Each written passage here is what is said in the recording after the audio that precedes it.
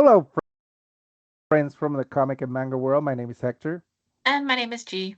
and we're here to talk to you about our picks for the July 21st, 2025 FOC that is coming up. G and I work for Penguin Random House, and we manage sales into the direct market around the world.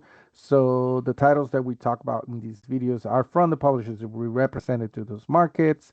Also note that we're on social media. You can find us on Instagram, on where else? Oh, Facebook, X, Twitter, and of course on YouTube. You can find us at PRH International Comics, but we'll leave links in the description below.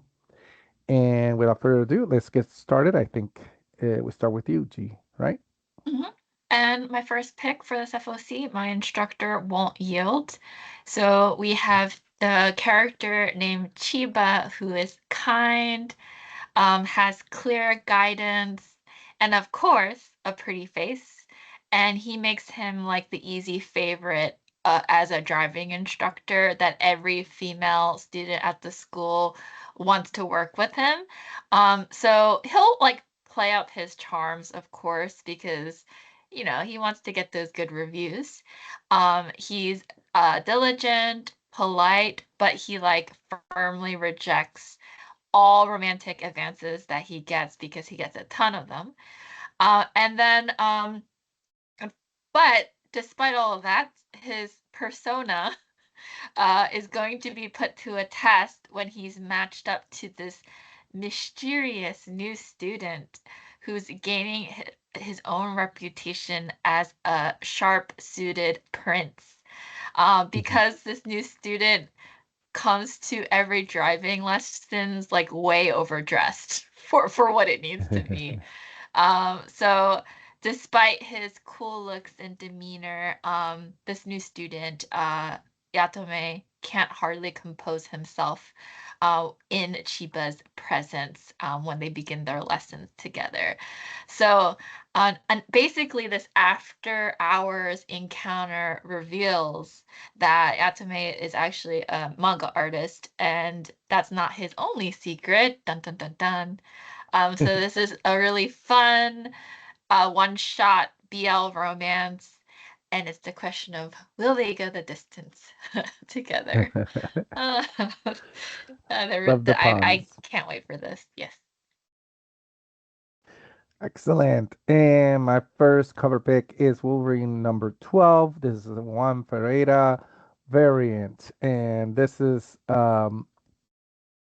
issue 12, obviously, of this run by Saladin Ahmed and Martin Kokolo, where it sees and we see here Wolverine confronting Sabretooth, and I love the perspective of this, sort of looking in between like his arms and sort of seeing both of them sort of squaring off in front of each other, bloody claws and bloody back on Sabretooth and Wolverine, and blood on the snow and knee deep in the snow too. I mean, the perspective of this alone is amazing, but on top of that, the art obviously is very, very beautiful, very detailed, just like anything that Juan Ferreira, the amazing Argentinian artist, does.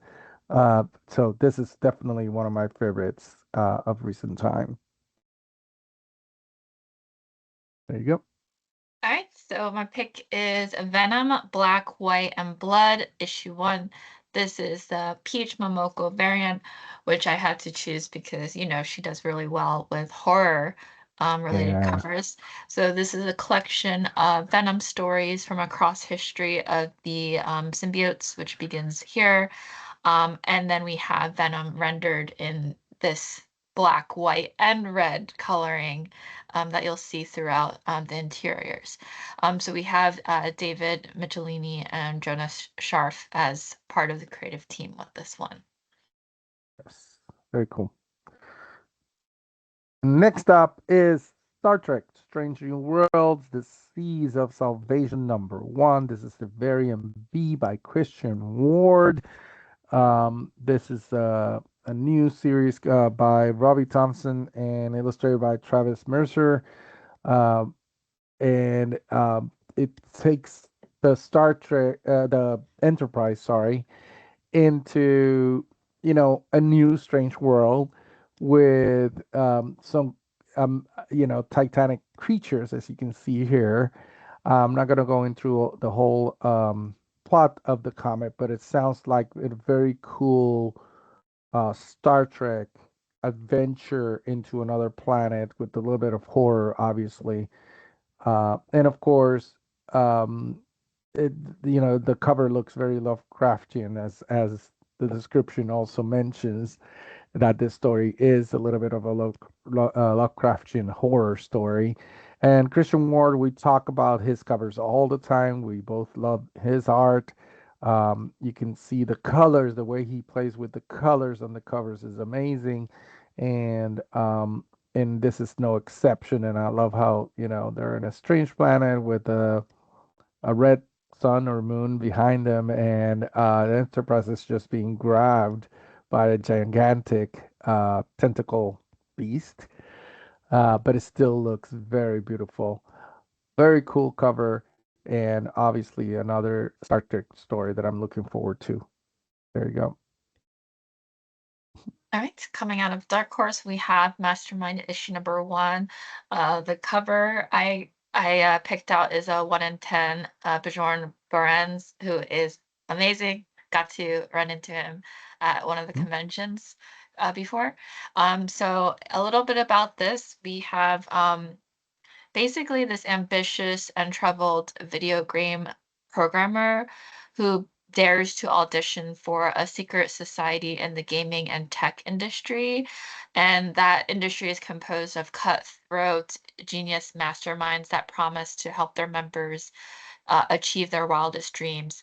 And he and his rebellious coworker find themselves in a gauntlet of like this real life puzzles that quickly turn deadly. So it's a question of, are they truly smart enough to survive the mysterious game of masterminds? You could think of this as like Squid Game meets David Finch's The Game. It's a modern noir series about the gamification of success. It's a 5 issue series, and can't wait for it to get started. Very cool. And from a series that started into another one that is ending. This is The Last Boy, number 5, the B variant, dressed by Jessica Fong, and this is by Dan Panosian and illustrated by Alessio Avallone. And like I mentioned, this is the fifth and final issue of this series that have been so good. And I'll read just one line from the description for this one. Is with the Phantom King's secret reveal, Peter will only be able to win if he finally grows up. I love that line. And of course, and I haven't read 4, so I don't know the secret identity yet of Phantom King. Um, and so I can't wait to read that. Uh, and this cover, it's just very beautiful, just like any other art by Jessica Fong. And you see Peter and Tinkerbell sort of looking over towards Skull Island with a boat, a ship, a big ship, sort of about to hit or hitting the rocks in the distance. It's just the oil, sort of oil painting sort of look of it. It's so good. I love how Jessica Fong was able to, do this kind of dark image with lights coming from the ship at the same time and the clouds, and you get sort of the a piece of the skull, but also the perspective of Peter and Tinkerbell from behind, kind of looking onward. It's just everything of it. It's very beautiful. I love this one for sure. Yes, And then for the piece of news, as you'll see here, yes, Mushoku Tensei, Jobless Reincarnation, we're getting a third installment, which was announced. And the trailer, which you're seeing here, was revealed at Anime Expo. So the season three. Sorry, yes, I was pausing. I'm like, what's the pause? That's what it is. Um, yeah, season three is in April of next year. yeah. And if you haven't, I mean, this light novel and the light novel is done. I believe we still have a couple of issues of the manga coming. But it's a great time to catch up. And there's a lot of spoilers in this trailer if you haven't read Oops. it, especially if you get to the end. Yeah. But Close your but eyes. definitely, yeah, close your eyes if you haven't read it yet, or if you haven't watched. Well, if you have watched the first two seasons but haven't read. But if you want to avoid spoilers, go ahead and pick up the light novels and the manga and read them because they're past what we're seeing here on the trailer. So very cool. Yeah, I'm Right. really excited. Everybody should know by now that I'm a huge fan of Mushoku Tensei. Yes. And then in terms of other things that were announced at Anime Expo, um Cecil, let me move on to the next slide. There you go. Yeah, yeah. Uh, Announcement that blew everyone away. This is Mars, the 30th anniversary edition. You're seeing the volume one here on the slide. So basically, this became a huge bestseller shoujo manga of all time. I'm talking about on par with Nana when it was released in English in 2002. So it's actually been it, the this this manga has been out of print for decades, for a very, very long time. So fans, upon hearing this announcement, raved, screamed, yelled. I was very excited when this was announced. So Kodansha is bringing back with this 30th anniversary. It'll have an all new translation. This would be a collectible hardcover version, so it'd be a two-in-one hardcover. It'll have like glittering metallic covers, new cover illustrations as well. So bringing out all the beauty in this edition. So I can't wait. Um, this has grown in like when it first released and all of the adaptations that came out that became so iconic in the Hmm. industry. There was the Japanese television drama. There was the really iconic Taiwanese drama in 2004 with Barbie Sue and Vic Chow, who were also involved in Meteor Garden, which is an adaptation, like one of many adaptations of Boys Over Flowers, which became huge. So they such popular actors. Unfortunately, Barbie passed away at a really young age, unfortunately. But they were so iconic when that drama came out, when Mars came out as well.